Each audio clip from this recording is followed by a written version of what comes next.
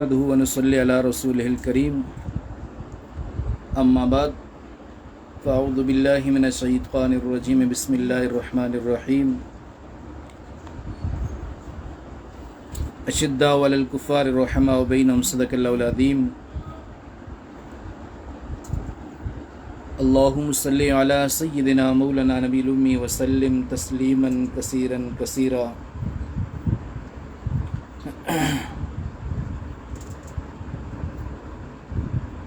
ہم اہل جنوں اور جھکیں موت کے آگے ہم اہل جنوں اور جھکیں موت کے آگے جب بھی مریں گے موت پہ احسان کریں گے۔ میرے انتہائی واجب الاحترام سامعین محترم، آج ہم ذو الحجہ کے دوسرے عشرے میں چل رہے ہیں۔ 18 ذو الحجہ سیدنا عثمان غنی رضی اللہ تعالیٰ عنہ کی شہادت کا دن ہے۔ اللہ رب العزت نے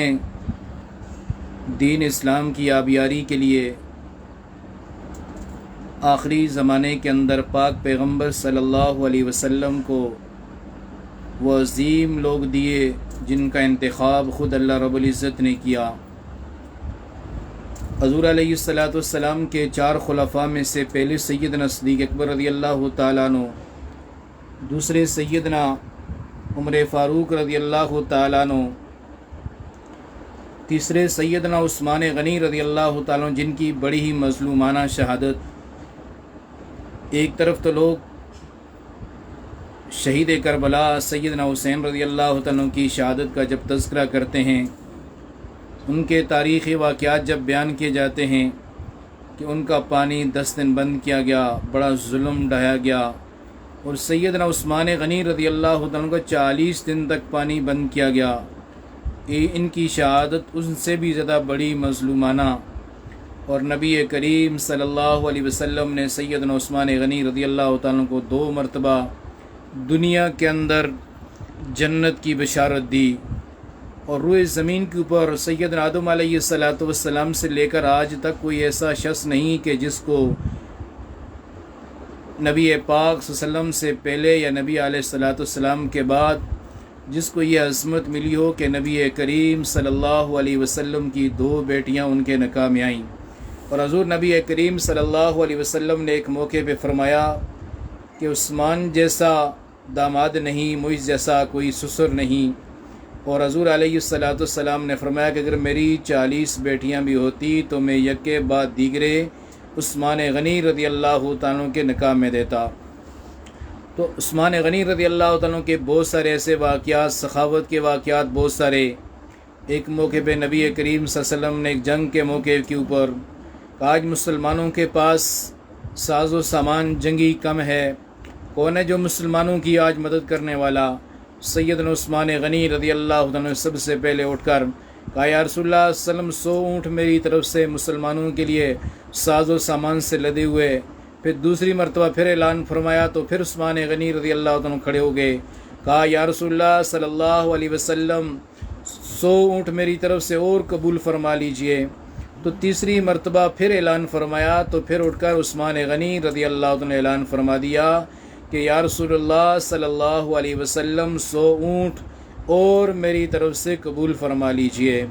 تو اسلام کے اوپر کوئی ایسا موقع نہیں کہ جہاں پہ خرچ کرنے کا موقع ہو یا قربانی کا موقع ہو۔ حضرات صحابہ کرام رضوان اللہ تعالی اجمعین نے اپنی جان دے کر، اپنا مال دے کر دین اسلام کی آبیاری کی۔ تو اس لیے ہمیں صحابہ کرام کی سیرت کا مطالعہ کرنا چاہیے، اور صحابہ کرام رضوان اللہ تعالی اجمعین کے نقش قدم پہ چلنا چاہیے، اپنی زندگیوں کو ان جیسی بنانا چاہیے۔ عثمان غنی رضی اللہ تعالیٰ بڑے ہی مظلوم کہ جو قرآن مجید کی تلاوت کر رہے ہیں تو ظالموں نے ان کے اوپر بڑے ہی ظلم ڈھائے، 40 دن تک ان کا کھانا پانی بند کر دیا۔ سیدنا علی المرتضیٰ رضی اللہ تعالیٰ خود اور ان کے بیٹے ان کی حفاظت کے لیے مامور ہیں۔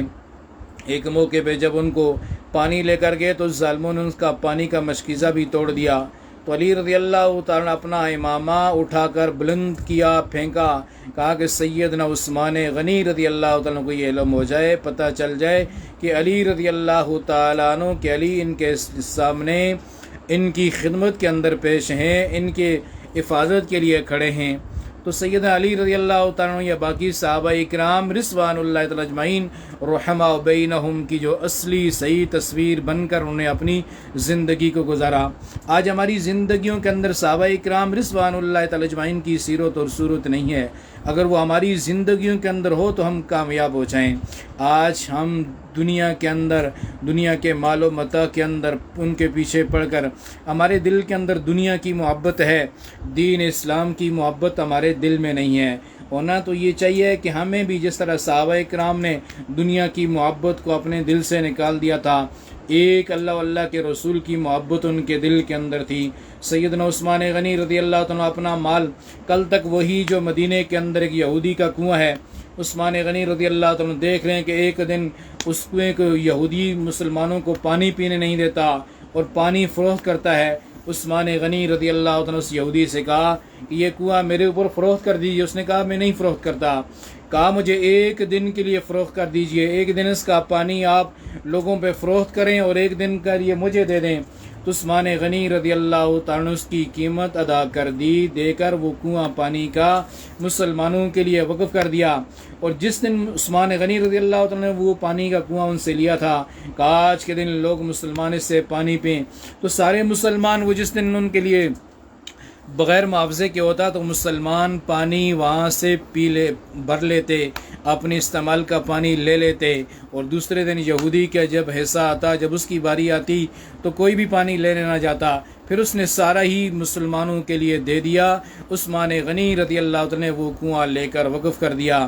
پھر وہی ایک دن تھا کہ عثمان غنی رضی اللہ عنہ کے لیے ان بدبختوں نے ان کا پانی بھی بند کر دیا۔ مدینے کے اندر میٹھے کنویں کا انتظام کرنے والے اور مدینے کو اپنے لیے، اپنی ذات کے لیے، اپنی جان کے بچانے کے لیے نبی پاک صلی اللہ علیہ وسلم کے شہر کو امن کے ساتھ رکھا۔ کہا کہ لگے کہ میری وجہ سے بدامنی نہ ہو جائے، لوگوں کے اندر فتنہ فساد نہ پھیل جائے۔ تو ہمیں صحابہ کرام رضوان اللہ تعالی اجمعین کی جس طرح اسلام کی تاریخ ہے کہ جب اسلام کا جب یہ آخری مہینہ ہے اور یہ آخری مہینہ جاتے ہوئے 18 ذوالحجہ سیدنا عثمان غنی رضی اللہ عنہ کی شہادت کا دن آ رہا ہے، اور پھر آگے جو اسلامی مہینہ جو شروع ہونے والا ہے محرم الحرام، اس کے پہلے دن کے اندر بھی سیدنا عثمان غنی کے بعد سیدنا فاروق اعظم رضی اللہ تعالیٰ عنہ کی شہادت کا دن ہے۔ تو اس لیے ہمیں اپنی زندگیوں کے اندر قرآن و سنت کے مطابق اپنی زندگیوں کو گزارنا چاہیے۔ حضور نبی کریم صلی اللہ علیہ وسلم کی محبت ہمارے دل میں ہونی چاہیے کہ جس طرح صحابہ کی محبت حضور نبی کریم صلی اللہ علیہ وسلم کے دل میں تھی، اپنی ساری باتوں کو پیچھے چھوڑ دیتے، نبی پاک صلی اللہ علیہ وسلم کی محبت کو اپنے دل میں کر لیتے۔ آج ہمیں بھی صحابہ اکرام جب ان کے تذکرے کریں گے، صحابہ اکرام کے دفاع کے لیے، ان کے ناموس کے لیے، ہم بھی دنیا کے اندر یہ زندگی ایسی گزاریں گے تو جس طرح آج لوگ یہ بھی اعتراض کرتے ہیں عثمان غنی رضی اللہ عنہ کے اوپر رافضی کہتے ہیں، بہت سارے ان کے اوپر وہاں اعتراض کیے جاتے ہیں اور انہیں طعن و تنشیح کا نشانہ بنایا جاتا ہے۔ تو امام ابو حنیفہ رحمۃ اللہ علیہ کے پڑوس میں ایک رافضی رہتا تھا جو روزانہ عثمان غنی رضی اللہ عنہ کو برا بلا کہتا۔ تو ایک دن عثمان غنی رضی اللہ تعالیٰ عنہ کو برا بلا کہہ ہی رہا تھا، تو آ کر امام ابو حنیفہ رحمۃ اللہ علیہ نے کہا کہ آپ کے لیے میرے پاس آپ کی بیٹی جوان ہے، تو میں آپ کی بیٹی کے لیے میرے پاس ایک رشتہ ہے، تو میرا دل چاہ کہ آپ میرے پڑوسی ہیں، پہلے حقدار آپ ہیں۔ تو انہوں نے کہا کہ بڑا اچھا انسان ہے، خوبصورت انسان ہے، مالدار بھی ہے، معیشت کے اعتبار سے، اخلاق اور کردار کے اعتبار سے بھی بہت اچھا ہے۔ تو وہ رافضی کہنے لگا جی ضرور جی، آپ کا یہ حق بھی بنتا ہے، آپ ہمیں بھی جانتے ہیں، ایسے شریف لوگ ہمیں مل جائیں تو اس سے آگے اور کون سی بات ہے۔ تو امام ابو حنیفہ رحمۃ اللہ علیہ نے کہا کہ اس کے اندر ایک عیب پایا جا رہا ہے، باقی تو ساری چیزیں ٹھیک ہیں۔ کہا کون سا اس کے اندر عیب ہے؟ کہا ایک ہے وہ یہودی ہے۔ بڑا بگولا ہوا وہ رافضی کہنے لگا میں ایک یہودی کو، ایک کافر کو اپنی بیٹی کا رشتہ دے دوں؟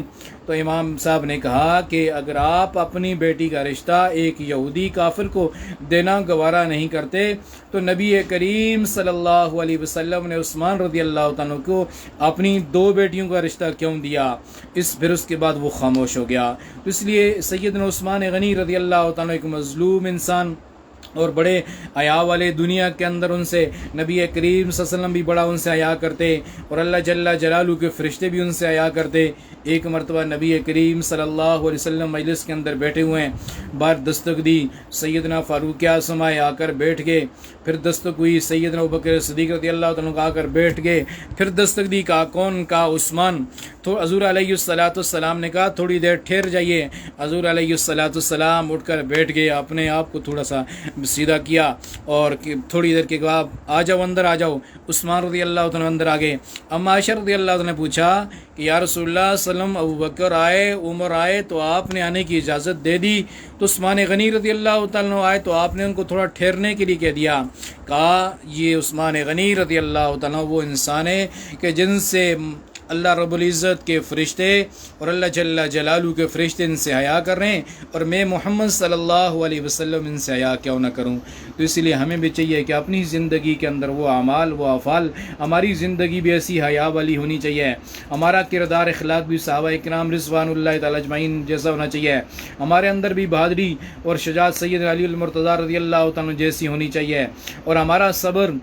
ہمارا اخلاق، ہمارا کردار جب صحابہ کرام رضوان اللہ تعالیٰ اجمعین جیسا ہوگا تو ہماری دنیا کی زندگی بھی کامیاب ہو جائے گی اور آخرت کی زندگی بھی کامیاب ہو جائے گی۔ تو میرا تمام دوستوں سے یہی گزارش ہے کہ تمام دوست 18 ذوالحجہ کے حوالے سے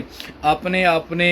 علاقوں کے اندر درس قرآن کریں، لوگوں کو صحابہ کرام کی تعلیمات سے روشناس کروائیں، اپنے بچوں کے نام صحابہ کرام کے نام پہ رکھیں۔ تو جب ہماری زندگی کے اندر صحابہ کرام رضوان اللہ اجمعین جیسی صفات، ان جیسے کردار، ہمارے مجاہدانہ کردار ہمارے بچوں کے اندر آ جائیں گے تو کل معاشرے کے اندر ہمارے بچے بھی بڑے اچھے انسان بن کر ابھریں گے۔ تو یہ ہماری ذمہ داری ہے کہ نوجوانوں تک، لوگوں تک اپنے مشن حق نواز جنگوی شہید رحمہ اللہ تعالیٰ کو لوگوں تک پہنچائیں، اور ہماری جماعت کا مقصد ہی یہی ہے کہ صحابہ کرام رضوان اللہ تعالیٰ اجمعین کا دفاع ہو جائے، ان کے ناموس، ان کے تقدس، ان کے خلاف کوئی ایسی بات نہ ہو، اور ہم ان کے تقدس اور ناموس کے لیے جب اپنی جان کا نذرانہ پیش کریں گے تو یہ دنیا کی زندگی عارضی ہے، آج ہے تو کل نہیں ہے۔ انسان اپنی زندگی اللہ اور اللہ کے رسول کی مرضی کے مطابق گزار لے، وہی لوگ کامیاب ہونے والے ہیں۔ تو اس لیے میں آپ نے تمام